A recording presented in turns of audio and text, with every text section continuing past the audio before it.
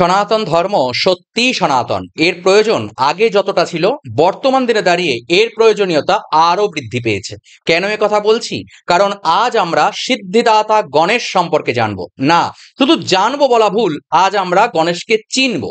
কেন গণেশের একটি বড় ভুঁড়ি রয়েছে, কেন গণেশের একটি দাঁত ভাঙা, আর কেনই বা গণেশ অত বড় একটা বিশাল শরীর নিয়ে ইঁদুরের পিঠে চড়ে ঘুরে বেড়ান। না, আপনি যদি মনে করেন আমি আপনাদের কোনো পৌরাণিক কাহিনী শোনাতে চলেছি, তাহলে ভুল করবেন। পৌরাণিক কাহিনী আপনি জানেন, সেটা আমি খুব ভালো মতো জানি। আর তাই আজকে আমি সেই পৌরাণিক কাহিনীর পিছনের সত্যতা ও আজকের সমাজে এর উপযোগিতা সম্পর্কে আপনাকে অবগত করাবো। নমস্কার, আমি শিবপ্রসাদ মুখোপাধ্যায়। এই চ্যানেলে আপনাদেরকে স্বাগত জানাই। আজ আমরা কথা বলবো শ্রী গণেশ সম্পর্কে এবং জানবো কিভাবে গণেশের জ্ঞান আজকের ছাত্রদের জন্য গুরুত্বপূর্ণ। হ্যাঁ, আবারও বলছি, ছাত্রছাত্রীদের জন্য গুরুত্বপূর্ণ, কারণ ছাত্রছাত্রীরাই হলেন এই দেশের ভবিষ্যৎ। আর সেই ভবিষ্যতের জন্যই উপযোগী হলেন গণেশ বা গণপতি।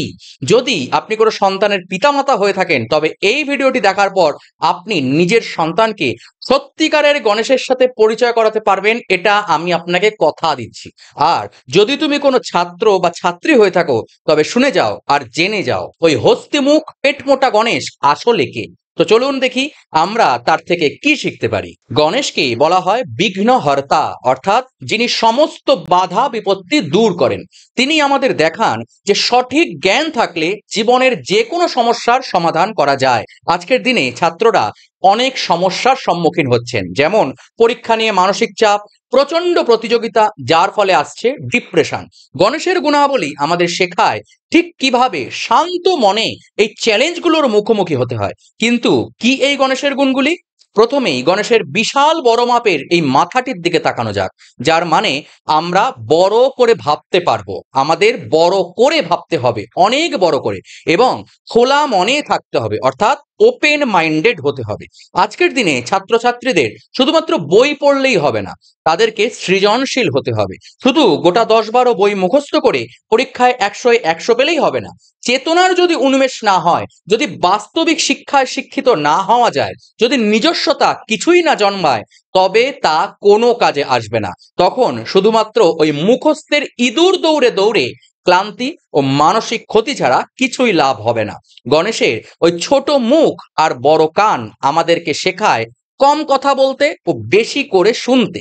যে কোনো বিচক্ষণ ব্যক্তির লক্ষণ হলো অযথা কুতর্ক বা বাচালতাকে প্রশ্রয় না দিয়ে ভালো করে পর্যবেক্ষণ করা। আর তাই গণেশের মতো হতে হবে।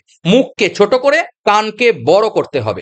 মুখের থেকে কানের ব্যবহার বেশি করলেই, অর্থাৎ কম কথা বলে মন দিয়ে শুনলে, গণেশের ছোট চোখের বৈশিষ্ট্য ধরা পড়বে। গণেশের ছোট চোখ দূরদৃষ্টিকে বোঝায়। সহজভাবে বলতে গেলে, স্কুল বা কলেজে মনোযোগ সহকারে শুনলে শেখা ভালোভাবে হয়। আর তার বড় কান আমাদের নতুন ধারণাগুলিকে গ্রহণ করতে শেখায়। তা সে শিক্ষক, বন্ধু, মাতা পিতা কিংবা নিজের ভুল থেকেই আসুক না কেন, যেখান থেকে জ্ঞান আসুক সেটাকে গ্রহণ করতে হবে। তো সেই কথা বলতেই হয়, কবি যেটা বলেছেন, আমাদের দেশে হবে সেই ছেলে কবে, কথায় না বড় হয়ে কাজে বড় হবে। তো গণেশের পুজোয় শুধু পুষ্পাঞ্জলি দিলেই হবে না, এগুলো শিখলেই গণেশের আসল পূজা হয়। খেয়াল করে দেখবেন, গণেশের একটি দাঁত ভাঙা। আসলে গণেশের এই ভাঙা দাঁত ত্যাগ ও কঠোর পরিশ্রমের শিক্ষা দেয়। গণেশ যখন মহাভারত লিখছিলেন, তখন তার লেখনীটি ভেঙে যায়।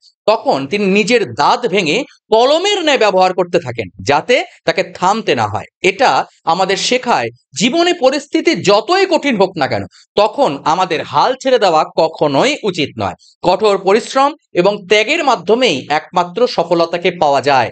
কষ্ট না করলে কখনোই কেষ্ট মেলে না। গণেশের একটা বিশাল বড় পেট রয়েছে, তাই তাকে লম্বোদর বলা হয়।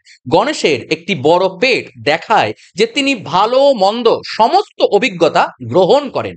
ছাত্রদের জন্য এর অর্থ হলো সফলতা এবং ব্যর্থতা উভয়কেই গ্রহণ করা এবং সেখান থেকে শেখা। কবির ভাষায়, পারিব না কথাটি বলিও না আর, একবার না পারিলে দেখো শতবার। আজকের এই ইঁদুর দৌড়ের শিক্ষা ব্যবস্থায় এই মনোভাব খুবই গুরুত্বপূর্ণ।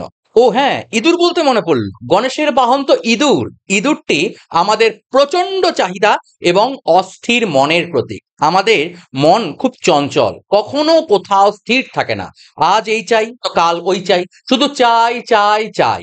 আর এই চাহিদার কারণেই আসে দুঃখ, রাগ, অভিমান এবং আজকাল ছাত্রছাত্রীদের মধ্যে দেখা যাচ্ছে ডিপ্রেশন। গণেশ এই ইঁদুরের উপর বসে থাকেন, অর্থাৎ আমাদের মনের চঞ্চলতার নিয়ন্ত্রণ করতেন বলেন তিনি আমাকে সর্বদা। এদিক ওদিক ইঁদুর না দৌড়ে নিজের লক্ষ্য স্থির করো, সফলতা বা ব্যর্থতা যাই আসুক না কেন এগিয়ে চলো, তবেই তোমার বিজয় অবশ্যম্ভাবী। তাহলে আমরা গণেশ থেকে কি কি শিখতে পারি আজকের শিক্ষা ব্যবস্থায়? বড় করে ভাবুন, কম কথা বলুন, ভালোভাবে শুনুন, কঠোর পরিশ্রম করুন, লক্ষ্যে অবিচল থাকুন এবং সমস্ত অভিজ্ঞতা থেকে শিক্ষা লাভ করতে থাকুন।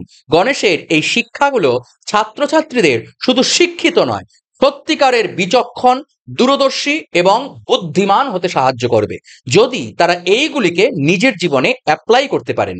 ভিডিওটি সম্পূর্ণ দেখার জন্য অনেক অনেক ধন্যবাদ। এই ভিডিওটি থেকে আপনি কি শিখলেন নিচে কমেন্ট করে জানাতে ভুলবেন না। যদি আপনাদের এই ভিডিওটি ভালো লেগে থাকে তাহলে প্লিজ লাইক, শেয়ার এবং সাবস্ক্রাইব করুন। আর হ্যাঁ, এই রকম ভিডিও ভবিষ্যতেও দেখার জন্য এই চ্যানেলটির বেল আইকনটি প্রেস করে সঙ্গে থাকতে ভুলবেন না। দেখা হচ্ছে পরবর্তী ভিডিওতে। নমস্কার, জয় গণেশ।